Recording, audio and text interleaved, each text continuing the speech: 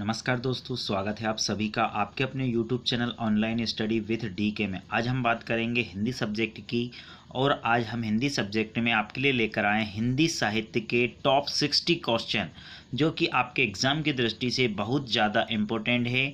सभी 60 क्वेश्चन जो हम आज लेकर आए हैं ये विभिन्न प्रतियोगिता परीक्षा में पूछे गए हैं और आगे भी इनके पूछे जाने की पूरी संभावना है। हिंदी साहित्य के टॉप 60 क्वेश्चनों को आज हम यहाँ देखेंगे। आज का वीडियो आप लोगों के लिए बहुत इंटरेस्टिंग होने वाला है। वीडियो को बिल्कुल स्किप नहीं करना है, अंत तक देखना है। लास्ट में आपको ज़रूर बताना है कि आज का वीडियो आपको कैसा लगा और वीडियो पसंद आता है तो वीडियो को लाइक एवं शेयर करना ना भूलिए। चलिए फटाफट बढ़ते हैं क्वेश्चनों की ओर। आज का जो पहला क्वेश्चन है वो है नागरी लिपि के उद्धारकर्ता है पंडित गौरीदत्त, सुनीत कुमार चटर्जी, मदन मोहन मालवीय, महावीर प्रसाद द्विवेदी। आपको यहाँ पे बता दें नागरी लिपि के उद्धारकर्ता जो हैं मदन मोहन मालवीय जी है। तीसरा वाला जो ऑप्शन होगा वो यहाँ पे अपना सही होगा। आगे देखिए, देवनागरी लिपि में हिंदी में अक्षर पर सिरोरेखा लगाने की सलाह किसने दी थी? ध्यान देना है, अक्षर पर सिरोरेखा लगाने की सलाह देवनागरी लिपि में किसने दी थी? दयानंद सरस्वती जी ने, हिंदी सम्मेलन आचार्य नरेंद्र देव ने या फिर देवनागरी लिपि सुधार समिति ने। तो आपको यहाँ पे बता दें अक्षर पर सिरोरेखा लगाने की जो सलाह दी थी देवनागरी लिपि सुधार समिति ने दी थी। यहाँ पे चौथा वाला ऑप्शन अपना सही होगा। आगे देखिए, पंचम वर्ण के स्थान पर अनुस्वार का प्रयोग देवनागरी लिपि में किए जाने का सुझाव किसने दिया है? ध्यान देना है, पंचम वर्ण के स्थान पर अनुस्वार का प्रयोग देवनागरी लिपि में किया जाने का सुझाव किसने दिया था? महात्मा गांधी जी ने, बाबू श्याम सुंदर दास ने, श्रीनिवास दास ने या फिर काका कालेलकर ने। तो आपको यहाँ पे बता दें कि पंचम वर्ण के स्थान पर अनुस्वार का जो प्रयोग है वो बाबू श्याम सुंदर दास जी ने इसकी सुझाव दिए था कि यहाँ पे पंचम वर्ण के स्थान पर अनुस्वार का प्रयोग किया जाए। तो यहाँ पे दूसरा वाला जो ऑप्शन होगा वो यहाँ पे अपना सही होगा। आगे देखिए, देवनागरी लिपि किस प्रकार की लिपि? अक्षरात्मक, संकेतात्मक, चित्रात्मक, ध्वन्यात्मक। यहाँ पे ध्यान देना है आपको, संकेतात्मक है। तो देवनागरी लिपि किस प्रकार की लिपि है? तो आपको यहाँ पे बता दें देवनागरी जो लिपि है वो अक्षरात्मक लिपि है। पहला वाला ऑप्शन यहाँ पे अपना सही होगा। काफ़ी इंपॉर्टेंट क्वेश्चन है, काफ़ी एग्जामों में इसको पूछा गया है। चलिए आगे देखते हैं, देवनागरी के स्थान पर रोमन लिपि का समर्थन। ध्यान देना है, देवनागरी के स्थान पर रोमन लिपि का समर्थन करने वाले कौन है? महात्मा गांधी जी, लोकमान्य तिलक, सुनीत कुमार चटर्जी या फिर विनोबा भावे। तो आपको यहाँ पे बता दें देवनागरी के स्थान पर रोमन लिपि का जो समर्थन किया था वो यहाँ पे किया था सुनीत कुमार चटर्जी ने। यानी तीसरा वाला जो ऑप्शन होगा वो यहाँ पे अपना सही होगा। आगे देखिए, हिंदी क्षेत्र की बोलियों में 8वीं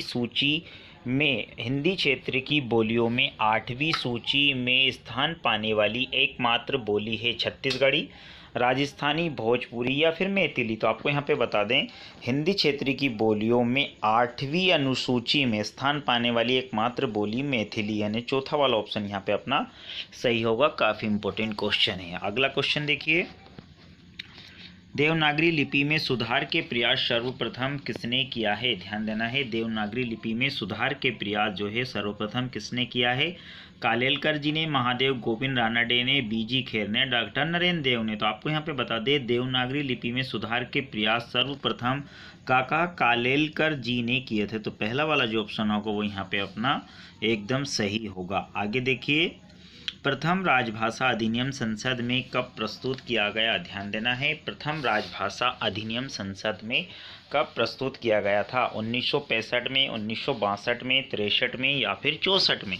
तो आपको यहाँ पे बता दें प्रथम राजभाषा अधिनियम संसद में 1963 में किया गया था। तीसरा वाला जो ऑप्शन होगा वो यहाँ पे अपना एकदम सही होगा।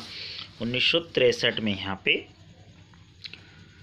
अधिनियम संसद में प्रस्तुत किया गया था। तो तीसरा वाला ऑप्शन यहाँ पे अपना एकदम सही होगा। आगे देखिए, नागरी प्रचारिणी सभा काशी की स्थापना कब की गई? ध्यान देना है, नागरी प्रचारिणी सभा काशी की स्थापना कब हुई थी? तो यहाँ पे देखना है 1880 ईस्वी में, 1889 ईस्वी में या फिर 1891 में या फिर 1893 में। तो यहाँ पे आपको बता दें कि नागरिक प्रचारणी सभा काशी की स्थापना 1893 में की गई थी। चौथा वाला ऑप्शन यहाँ पे अपना एकदम सही होगा। आगे देखिए, हिंदी के प्रचार प्रसार की सर्वाधिक प्राचीन संस्था कौन सी है? हिंदी साहित्य सम्मेलन है, राष्ट्रभाषा प्रचार समिति, आर्य समाज या फिर नागरिक प्रचारिणी सभा। तो यहाँ पे आपको बता दें हिंदी प्रचार प्रसार की सर्वाधिक प्राचीन जो संस्था थी वो यहाँ पे नागरिक प्रचारिणी सभा, यानी चौथा वाला जो ऑप्शन होगा वो अपना एकदम यहाँ पे सही होगा। गृह मंत्रालय के अधीन राजभाषा विभाग की स्थापना की गई थी। 27 जून 1975 को, 25 जून 1975 को, 29 जून 1976 को, 25 जून 1976 को। तो आपको यहाँ पर बता दें गृह मंत्रालय के अधीन जो राजभाषा की स्थापना की गई थी 25 जून 1975 को की गई थी। दूसरा वाला ऑप्शन यहाँ पे अपना सही होगा।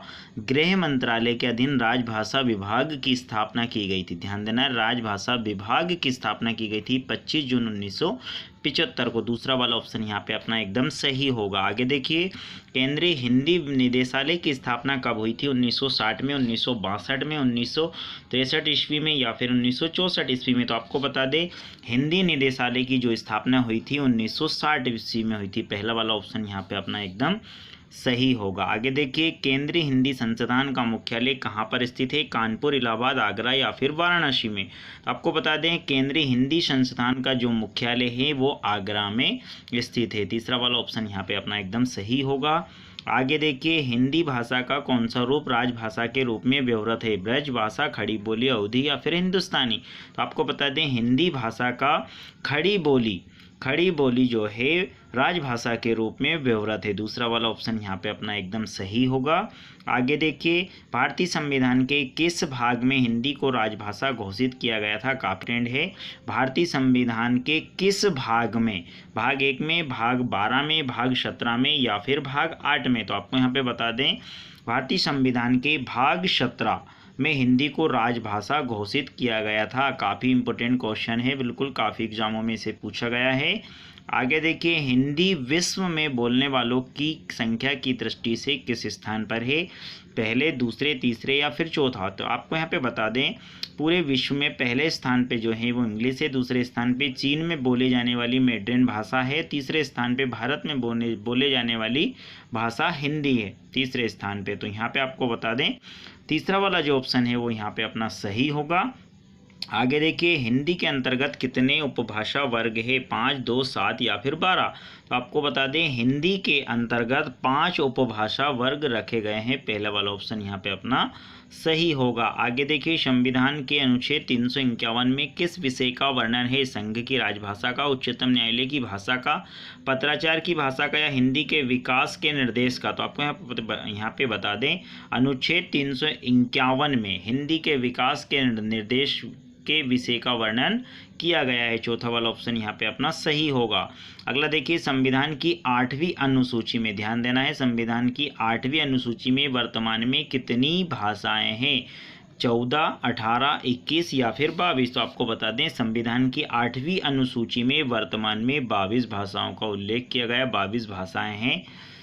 चौथा वाला ऑप्शन यहाँ पे अपना सही हुआ। आगे देखिए, भाषा के आधार पर भारतीय राज्यों की पुनः संरचना कब की गई थी? 1952 ईस्वी में, 53 ईस्वी में, 54 ईस्वी में या फिर 56 ईस्वी में। तो आपको बता दें भाषा के आधार पर भारतीय राज्यों की जो पुनः संरचना की गई थी वो की गई थी 1956 में, यानी चौथा वाला ऑप्शन यहाँ पे अपना एकदम सही होगा। आगे देखिए, खड़ी बोली को टकसाली भाषा किस विद्वान ने कहा था? आचार्य रामचंद्र शुक्ल ने, जॉर्ज ग्रीशन ने, चंद्रधर शर्मा गुलेरी ने या गिलक्रिस्ट ने। काफ़ी इंपॉर्टेंट क्वेश्चन है। खड़ी बोली को टकसाली बोली भाषा कहा गया था, गिलक्रिस्ट ने। यहाँ पे चौथा वाला ऑप्शन अपना सही हुआ। आगे देखिए, संविधान में राजभाषा हिंदी के साथ अंग्रेजी व्यवहार की सीमा कितने वर्ष के लिए निश्चित की गई थी? काफ़ी इंपॉर्टेंट क्वेश्चन है। 15 वर्ष के लिए निश्चित की गई थी और कब तक की गई थी? 1956 ईस्वी तक, यानी पहला वाला जो ऑप्शन होगा वो अपना यहाँ पे एकदम सही होगा। आगे देखिए, किस राजभाषा अधिनियम द्वारा शासन कार्य में अंग्रेजी व्यवहार की सीमा को समाप्त कर दिया गया था?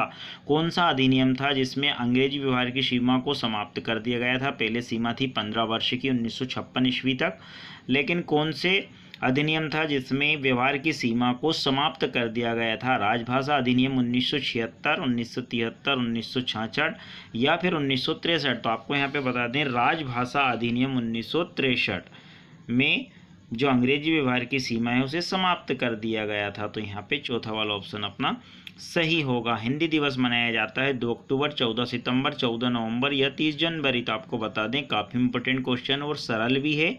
हिंदी दिवस जो है वो 14 सितंबर को मनाया जाता है। दूसरा वाला ऑप्शन यहाँ पे अपना एकदम सही होगा। आगे देखिए, इनमें से किसने राष्ट्रभाषा के लिए हिंदुस्तानी नाम का समर्थन किया था? सेठ गोविंददास, पुरुषोत्तम दास टंडन, मदन मोहन मालवीय या फिर महात्मा गांधी? तो आपको यहाँ पे बता दें, राष्ट्रभाषा के लिए हिंदुस्तानी नाम का जो समर्थन किया गया था महात्मा गांधी जी ने किया गया था। चौथा वाला ऑप्शन यहाँ पे अपना सही हुआ। चलिए आगे का क्वेश्चन देखते हैं। होगा आगे देखिए, प्रथम हिंदी साहित्य सम्मेलन कब व कहाँ आयोजित किया गया था? ध्यान देना है, प्रथम हिंदी साहित्य सम्मेलन कब व कहाँ आयोजित किया गया था?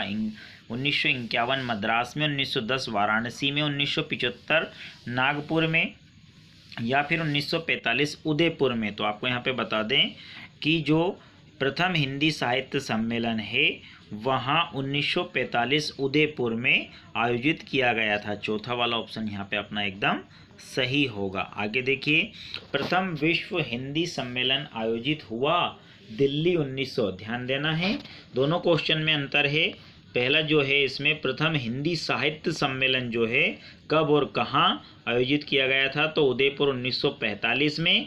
इसके बाद प्रथम विश्व हिंदी सम्मेलन, ये वाला क्वेश्चन ध्यान देना है, प्रथम विश्व हिंदी सम्मेलन आयोजित किया गया था दिल्ली 1955, नागपुर 1975, मॉरिशस 1918, मद्रास 1918। तो यहाँ पे आप लोगों को ध्यान देना है कि प्रथम विश्व हिंदी सम्मेलन जो है नागपुर में 1955 को, नागपुर में 1975 को, नागपुर में 1975 को आयोजित किया गया था। तो यहाँ पे दूसरा वाला जो ऑप्शन होगा वो बिल्कुल अपना यहाँ पे सही होगा। आगे देखिए, राजभाषा के रूप में खड़ी बोली का कौन सा रूप स्वीकृत है? दिल्ली मेरठ के आसपास के क्षेत्र प्रचलित ब्रजभाषा प्रधान, अरबी फारसी मिश्रित फारसी की छाया में विकसित हरियाणवी ब्रज और खड़ी बोली कोरवी का मिश्रित रूप? यही इसका राइट ऑप्शन है। राजभाषा के रूप में खड़ी बोली का कौन सा रूप स्वीकृत है? फारसी छाया की विकसित हरियाणवी ब्रज और खड़ी बोली का मिश्रित रूप। चौथा वाला ऑप्शन यहाँ पे अपना एकदम सही होगा। चलिए आगे देखिए, देवनागरी लिपि का सर्वप्रथम उल्लेख कहाँ मिलता है? अशोक शिलालेख, सिंधु घाटी, जय भट्ट का शिलालेख या फिर सारनाथ में? तो आपको यहाँ पे बता दें, देवनागरी लिपि का सर्वप्रथम जो उल्लेख है वो जय भट्ट के शिलालेख पर मिलता है। तो यहाँ पे तीसरा वाला जो ऑप्शन है वो अपना सही होगा। आगे देखिए, नागरी लिपि को दक्षिण में क्या कहा जाता है? नंदी नागरी, दक्षिण नागरी, नागरी पर्वत नागरी? आपको बता दें, नागरी लिपि को दक्षिण में नंदी नागरी लिपि कहा जाता है। पहला वाला ऑप्शन सही है, काफ़ी इंपॉर्टेंट क्वेश्चन है। आगे देखिए, राज्य निधि से संचालित किसी संस्था में किसी धर्म विशेष या भाषा विशेष को बढ़ावा नहीं दिया जाएगा। यहाँ प्रावधान संविधान के किस अनुच्छेद में है? 27, 25, 17 या फिर 343? तो आपको यहाँ पे बता दें, यहाँ प्रावधान संविधान के अनुच्छेद 27 में है। पहला वाला जो ऑप्शन है वो अपना यहाँ पे सही होगा। आगे देखिए, 92वां संविधान अधिनियम के अंतर्गत सम्मिलित भाषाएं कौन कौन सी है? सथाली, डोंगरी, तमिल, मल, मैथिली, संथाली, बोडो और डोंगरी, कोंकणी, मणिपुर, नेपाली, सिंधी, मैथिली, उर्दू, सथाली, बोडो? तो आपको यहाँ पे बता दें, 92वां संविधान अधिनियम के अंतर्गत कोंकणी, मणिपुर, नेपाली और सिंधी भाषाएं सम्मिलित है। तीसरा वाला ऑप्शन अपना यहाँ पे सही होगा। आगे देखिए, हिंदी के विकास एवं प्रचार के लिए केंद्र सरकार विशेष कदम उठा सकती है। उपयुक्त प्रावधान के लिए अनुच्छेद कौन सा है? 350, 351, 360 या फिर 347? तो उपयुक्त प्रावधान के लिए अनुच्छेद 351 है। तो दूसरा वाला ऑप्शन यहाँ पे अपना सही होगा। आगे देखिए, भाषा के संबंध में भारतीय संविधान में कौन सा भाग दिया गया है? ध्यान देना है, भाषा के संबंध में भारतीय संविधान में कौन सा भाग दिया गया है? भाग 16, भाग 15, भाग 17 या फिर भाग 22। तो आपको यहाँ पे बता दें, भाषा के संबंध में भारतीय संविधान में भाग 17 दिया गया है। तो तीसरा वाला जो ऑप्शन होगा वो यहाँ पे अपना सही होगा। आगे देखिए, किस अधिनियम के तहत संघ के सरकारी कार्यों में अंग्रेजी भाषा का प्रयोग, बहुत इंपॉर्टेंट क्वेश्चन है, कौन सा अधिनियम के तहत संघ के सरकारी कार्यों में अंग्रेजी भाषा का प्रयोग अनिश्चित काल तक जारी किया गया था? पहले 15 वर्ष के लिए किया गया था, फिर अनिश्चित काल के लिए। ध्यान देना, राजभाषा अधिनियम 63, 61, 71 या फिर 55। तो आपको यहाँ पे बता दें कौन से अधिनियम के तहत से स्वीकार किया गया था। 1963 राजभाषा अधिनियम 1963 के अधिनियम के में इसको यहाँ पे स्वीकार किया गया था। अनिश्चित काल तक इसे यहाँ पे जारी रहेगा, इस प्रकार का ये अधिनियम में 1963 में कहा गया था। तो पहला वाला ऑप्शन अपना यहाँ पे सही है। आगे देखिए, संविधान को राजभाषा का प्रावधान है किस अनुच्छेद में है? 341, 243, 353 या फिर 351। तो आपको यहाँ पे बता दें कि अनुच्छेद 243 में, अनुच्छेद 243 में संविधान को राजभाषा का प्रावधान है। तो यहाँ पे आपका 243 दूसरा वाला ऑप्शन एकदम अपना सही होगा। आगे देखिए, राष्ट्रभाषा होती है अधिकतर राज्यों की भाषा, राज्य विशेष की भाषा, राष्ट्र की राजधानी भाषा, राष्ट्र के लोगों की संपर्क भाषा। राष्ट्रभाषा जो होती है राष्ट्र के लोगों की संपर्क भाषा होती है। चौथा वाला ऑप्शन अपना यहाँ पे सही होगा। देवनागरी लिपि का विकास हुआ खरोष्टी लिपि से, आर्मेयिक लिपि से, कुटिल से या फिर ब्राह्मी लिपि से? तो आपको बता दें, देवनागरी लिपि का जो विकास हुआ वो हुआ ब्राह्मी लिपि से। चौथा वाला ऑप्शन यहाँ पे अपना एकदम सही होगा। आगे देखिए, गौरीशंकर हरिचंद ओझा के अनुसार वर्तमान नागरी लिपि का आरंभ कब से माना जाता है? ध्यान देना है, गौरीशंकर हरिचंद ओझा के अनुसार 16वीं शताब्दी ईस्वी में, 16वीं शताब्दी ईस्वी में नागरी लिपि का आरंभ माना जाता है। चौथा ऑप्शन यहाँ पे अपना एकदम सही होगा। 16वीं शताब्दी में नागरी लिपि का आरंभ माना जाता है किसके अनुसार? गौरीशंकर हरिश्चंद ओझा के अनुसार। चलिए आगे देखिए, किस विद्वान ने देवनागरी लिपि के स्थान पर रोमन लिपि को स्वीकार किया गया था? ध्यान देना है, महात्मा गांधी ने, कालेलकर जी ने, विनोबा भावे ने या फिर सुनीत कुमार चटर्जी ने? तो यहाँ पे आपको बता दें किस विद्वान ने इसे स्वीकार किया गया था? सुनीत कुमार चटर्जी ने। ये यहाँ पे सुनीत कुमार चटर्जी है, सुनीत लिखा हुआ है, सही कर लेना इसको। चौथा वाला ऑप्शन यहाँ पे अपना सही होगा। आगे देखिए, राजभाषा आयोग का स्थापना वर्ष कौन सा है?